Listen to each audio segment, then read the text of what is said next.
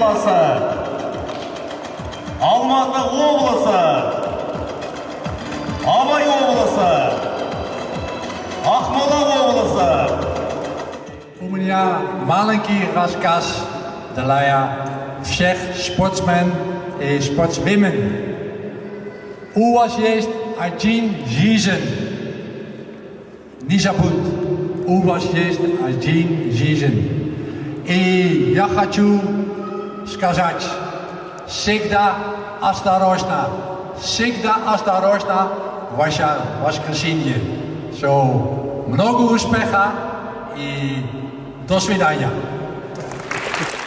Қазақстан облысында өзінің тарихи бірінші рет ұлттық чемпионатын басталып отыр. Бұл чемпионатқа елімізден барлық облыстардан 187 спортшы қатысайын деп отыр. Бұл жарыстың ерекшелігі, бұл жарыс іріктеу жарыс болып есептеледі. Бұл жарысқа ең мықты спортшылар ертең іріктеліп, еліміздің ұлттық құрамасын қыркүйек айында өтетін әлем чемпионатына іріктеу жарыс болып есептеледі.